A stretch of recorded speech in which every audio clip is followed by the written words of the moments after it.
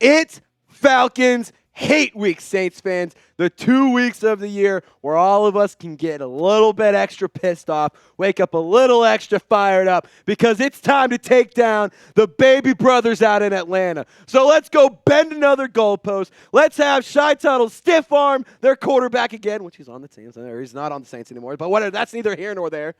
Let's go and absolutely destroy the Atlanta Falcons in their home stadium. So sub for Saints dubs. We're also going to be live on game day, an hour before kickoff. So if you want to come and hang out and be a part of an electric atmosphere on YouTube, be sure to subscribe and tune in on Sunday. But sub for dubs, baby. In today's video, we're going to be getting into my Week 4 preview against the team that has never won a Super Bowl ring. And I'm not even going to give them the pleasure of saying their name. Their football team's organization, they're terrible. They blew a 25-point lead, 28-3, the funniest thing in the whole wide world. Let's get into it. It's going to be a lot of fun.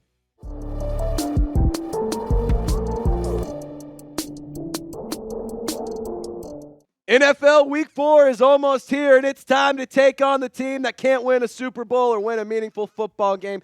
Welcome into Saints Now by Chat Sports. My name is Trace Girouard.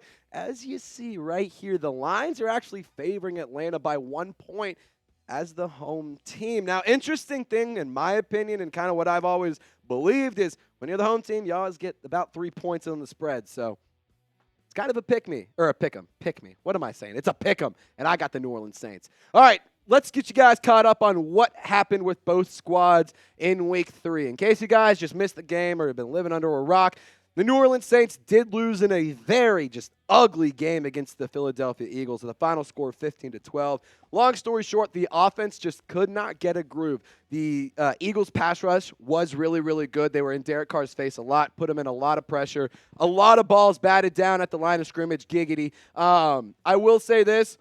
When you did find success, they didn't capitalize a lot. It was really, really frustrating. A lot of turnovers. The defense was really, really good overall, but they were not good against the run. So it was just something that, unfortunately, the Saints could not take advantage of and win. Taysom Hill did not play last week. Erik McCoy left early during the game with a groin injury. He has recently been placed on IR, so he is not eligible to play for the Black and Gold for the next 4 weeks at the bare minimum. Unfortunately, that's a big loss, but hey, the Saints offense, they're going to have to find a way to stay rolling because despite a bad week against Philadelphia, they're still a good squad, and they still rank pretty highly across the league. Yards per game, they're still top 10. Points per game, they're number 2. They were number 1. They dropped down to number 2, so, get over it. It's fine. Rushing yards per game, they're still top 10, or the number 6 overall team. The passing yards per game did drop a little bit. Derek Carr not as efficient against the Eagles. And here's what he did against Philly.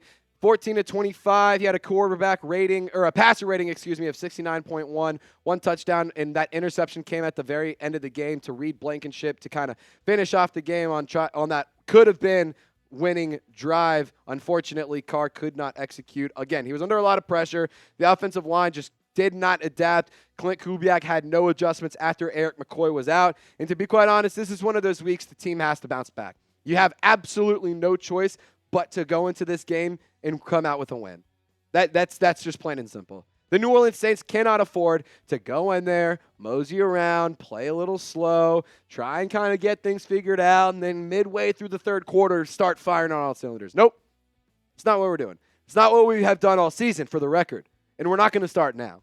This is a chance for the New Orleans Saints not only to just wipe away the bad week from Philadelphia, have that short memory, get over the loss, and move forward because the season is far from over. You got a lot of football left, and you have a lot of meaningful games that you have to go and win. And it starts this week against the Atlanta Falcons. So you have to bounce back this week. You can't afford to have a bad week on offense. Can't afford to have a bad week on defense. Get over the week last game and move on, and let's go dominate. So if you want the New Orleans Saints to absolutely destroy the Atlanta Falcons, see, I didn't even capitalize. I don't have no respect for that team. Type who dat in the comment section. This is going to be the pinned comment, so if YouTube does throw an ad your way right here, just take advantage of it. Scroll on down. Give me a bunch of who dat. Show some love to everybody in the comment section. If there's any Falcons fans, feel free to clown them in the comments as well. But take advantage of the ad break and give me a hoot at in the comments.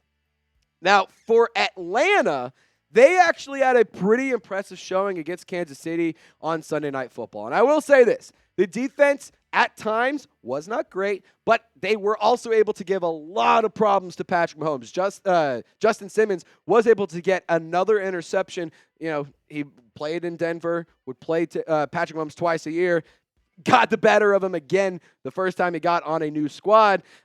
You can't let the defense take over. Like, that is just, I swear to God, if Justin Simmons gets a pick, if he gets a pick six especially, I might need to be put into some serious care because I might lose my mind. In otherwise, Kirk Cousins, he did actually look pretty good at times, but the rushing attack was really, really bad. Kirk wasn't able to just finish the game. The play calling wasn't great, to be quite honest. There was a fourth down call that they did go for, did not get. Shout out to the Chiefs pass rush and their interior defensive line. Like, they were really, really good. But this is definitely a better squad. This is an improved team, and this is not a squad that Arthur Smith had last year, and they were an absolute joke, and they really didn't do anything, and you could kind of walk in there, you know, play, just have some fun and smack them around a little bit and win a game. This isn't the team that you had a couple seasons ago. Last year, you kind of messed around a little bit, and you paid the consequences, and you lost one of those games, and that was the one in Atlanta. This year, you have to go and win. And the offense for Atlanta, despite investing a lot of money on that team, hasn't been that great. The yards per game, it's bottom half of the league. Same with the points per game. Rushing yards, the passing yards, a little bit better, but not by much. So my point is, with this, they're an improved team. There's no doubt about it. But it's not like they're one of the best teams in the league. Like, that's what I want to kind of get my point across with. The Falcons are a team that they can beat you. The both losses they have against the Chiefs this past week on Sunday Night Football, they beat the Eagles on Monday Night Football last week, went down the field in 40 seconds and scored a touchdown. Like, unbelievable drive. That was really, really impressive. I got to give them the credit there. But then they lost to the Steelers in week 1, and they only kicked field goals. Like, the Saints can win this game. There's no question about it. This is not a team that we should be fearing. This is not a team that we should be scared of. The Saints' offense has been better. Just statistically and factually speaking, they have been better. Coming up, I'm going to tell you how the Saints can bounce back. I'm going to tell you how they can not only prove the haters and the doubters wrong, but how they can absolutely destroy, how they can embarrass, and how they can go into basically their other home stadium a little bit more east and come out with a win. And I'm going to tell you how they're going to do that in a second, but I need you to get in the comment section. Do you know, Ball? What's the good score going to be? Predict it in the comments. Let me know. What do you think? What do you think? I want to know what you got. I'm going to be in the comment section, interacting with all of you guys and sharing my thoughts, but I want to hear what you guys got to say. So comment down below right now. All right, 5 keys to victory. Number 1, you got to win in the trenches.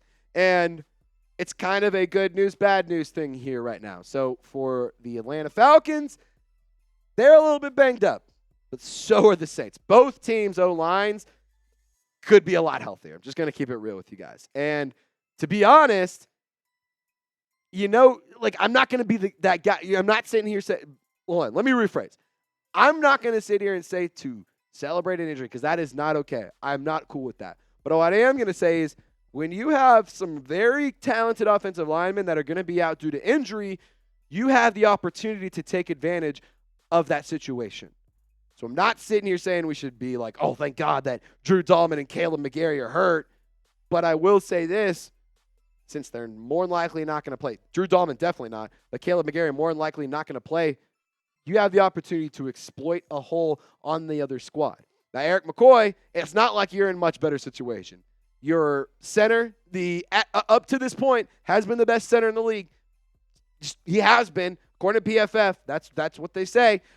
He has been the number 1 center in the league. He is now on IR with a groin injury. He underwent surgery on Wednesday, September 25th, so hopefully he can be able to return at a speedy pace and come back and make an impact for the roster because he's a big part of this offense. Cesar Ruiz, he did not participate on Wednesday at practice for the New Orleans Saints. He's been dealing with a knee injury. It is separate from what happened and what took him out of the game against Philadelphia, but that is worth noting here. So these are the injuries for the offensive line. Again, both squads are banged up, so you got to win in the trenches. The Saints defensive line, feast. The Saints offensive line, just execute, no stupid penalties, and make it happen. Now, key number 2. You have to stop the run. I hate to be that guy to give the Falcons credit, but damn it, do they have a good little situation with their ground game. Bijan Robinson and Tyler Allgeier, they're both good football players. Let's just call a spade a spade. This season, they've been pretty productive. 48 carries and almost 200 yards for Bijan. You haven't seen as much opportunity for Tyler Allgeier, but he still made the most with his carries, averaging almost 6 or over 5.5 yards per carry. Now, a number that I also want you to pay attention to is the yards after contact per attempt. Bijan is still getting almost 2 yards per rush after he gets the first initial contact. That's really impressive. He's only found the end zone once, and as a receiving back, he has been somewhat of a factor, but not as much. Tyler Allgeier is the bowling ball. He's the guy that I'm a little bit concerned about. But as you can see at the bottom of your screen, the Saints do have a quality run defense. However, they are a little bit guilty of letting up some big plays and some inopportune times. Now, with the New Orleans Saints, this is a squad that I really want to see take advantage of the win. You cannot let Bijan Robinson or Tyler Allgeier do what Saquon Barkley did. What the Eagles did with Saquon is they just kept feeding him and feeding him and feeding him and feeding him and feeding him and feeding him and wearing down the Saints defense until he broke away. And that's exactly what happened. Can't let that happen. This is not the week to let that happen. You got to stop the run, even in the fourth quarter, even late in the game. Doesn't matter. If your offense can go out and get ahead early, awesome. That just makes life so much easier. But the defense has to be able to stop the run. And having Colin Saunders back is really, really good news. I really think that he's going to be a very impactful player in terms of stopping the run. He had 22 run stops last year, so I want to see him be a big factor on the defense. Now, really quick, I want to tell you guys about our sponsor today, and it is BetUS. If you use our promo code CHAT125 at chatsports.com/bet, you can actually get an 125% deposit bonus, meaning you put in $100, they put in $125, so you got $225 to lay down on whatever you want. So you got a little extra cheddar, a little extra lettuce to lay down on the New Orleans Saints this week. The Falcons, 1-point favorite. So you're telling me if the Saints win, you're making a bunch of money? Yeah. I'll tell you what. Parlay the Saints winning or covering the spread and money line, and you can just make that money just go so much further. I promise you this. Go down to chatsports.com/bet. Use promo code CHAT125. You get a 125% deposit bonus.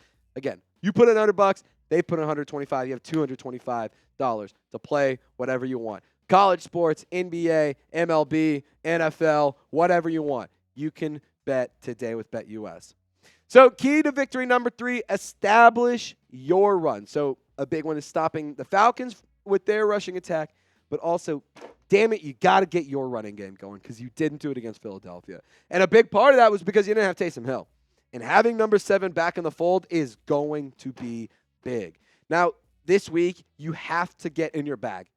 Klint Kubiak, I need you to be an absolute assassin as a play caller. I need you just getting so far in your bag, pulling out all the stops, making this team look like they have been running laps around the NFL. I want to looking like not high school. I want to looking like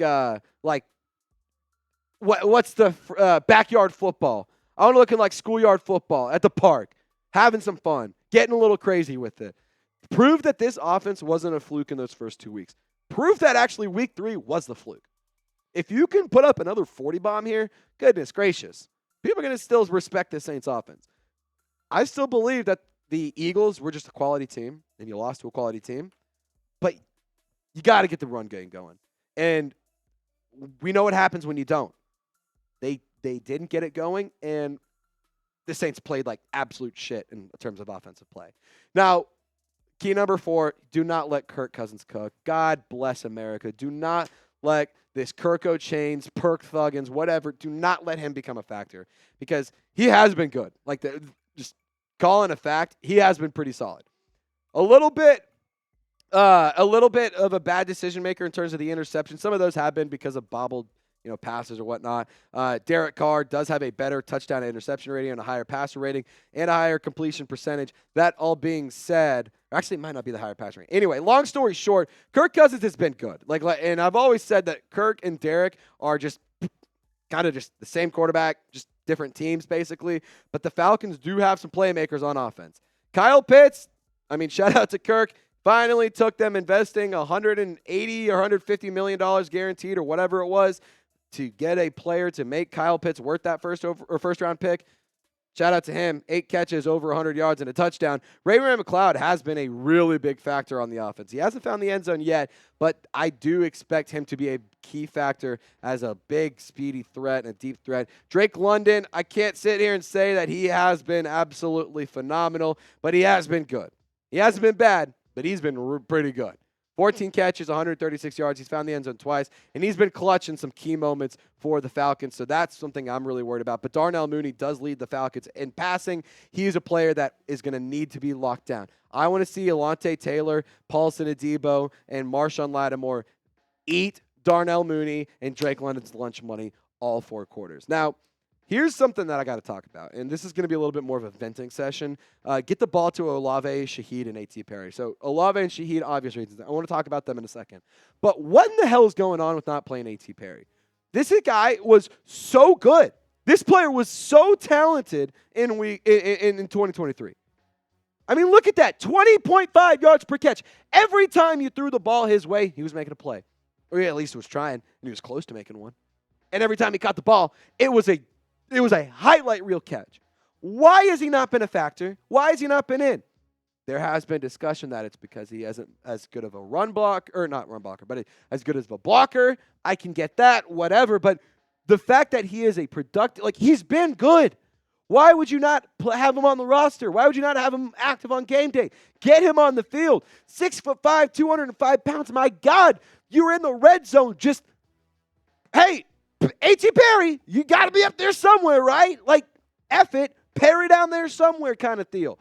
When you have that, and you mix it with Rashid Shaheed's speed, and you also mix it with Chris Olave's speed and big playability, goodness gracious, get the ball to your playmakers. It makes no sense as to why A.T. Perry hasn't been active. Chris Olave has been very productive. He was really, really good against Philadelphia, but it felt like an empty game because of the loss that they suffered. And the big thing about it is with Rashid Shaheed, he has been really good as well. But the Eagles locked him up, and that is not okay. Now, I want to just look at this graphic really quickly. This is a pretty interesting thing here. And also, really quick, I also want to just say A.T. Perry also had 10 first downs last year. 18 catches, 10 first downs, and 4 touchdowns. So over half of his catches were a big play. Whatever. Long story short, he needs to get on the field.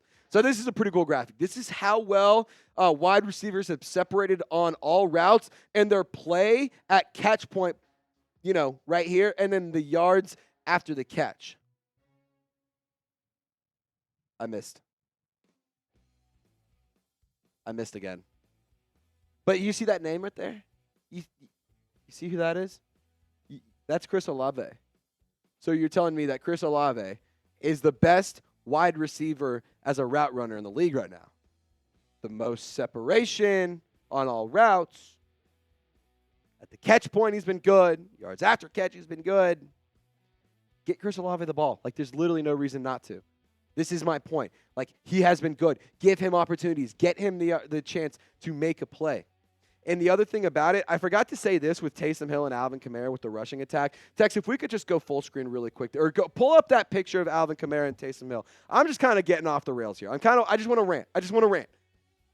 This is another key thing. You give Chris Olave the opportunities. He's obviously has the chance to make plays. But when it comes to to Taysom Hill and Alvin Kamara here, this is something that's also important to me. Taysom Hill averages over 7 yards per carry in his career against the Falcons. With Alvin Kamara, it's over 4.5 yards per carry. So give them opportunities. Let them freaking cook. Let them feast. But then also give Chris Olave the chance to cook. We looked at the graph. You saw the names in the middle. But give Chris Olave the chance to make some plays. Remember what happened last year when you threw up the ball, Chris Olave, that crazy one-handed catch? Text. Let me see this picture right here. Let me see this picture. Look at that. Look at that. Let him do it again. Just do it. Why not? Do it. It's not rocket science. Just a friendly reminder. We will be having a watch party on Sunday starting at 11 a.m. Central Time, an hour before kickoff. Going to have a lot of fun. We're going to be giving away a Chat Sports hat, and on top of that, a Saints jersey. Fun fact, it's going to be going away to one lucky viewer of the show. And really quick, so be sure to subscribe and join the watch party. But final thoughts, this is a season that a lot of fans are starting to kind of be like, oh, we sucked against the Eagles. It's over. Whatever. Eric McCoy's on IR. It's over. The season's done. And I can understand the sentiment. I can understand the overreaction with that. The season, I'm here to tell you, is far from over. We are going into week 4. You got a lot of football games. Regardless if we're going to be good or not, there's a lot of football games. It also feels like beating Atlanta is exactly what this team needs. If you beat Atlanta, and I'm not just saying you beat them like you win the game. That would be big. Don't get me wrong. I would love that. But if you beat the brakes off of them and you embarrass them, everything is right back on. You had a bad week. It happens. Shit happens in the NFL. You play against a good team's going to make plays. Shit happens. But if you can bounce back, it feels like this is exactly what the Saints as a team needs. It also feels like exactly what the fans need to kind of take a little bit of a chill pill. Who Dat Nation, you know what week it is. It's Falcons Hate Week. So get in the comment section. Type those FATLs down below, and we will see you guys at the watch party starting 1 hour before kickoff, 11 a.m. Central Time. Be sure to subscribe, type FATL, like the video, and y'all stay golden. We will see you next time.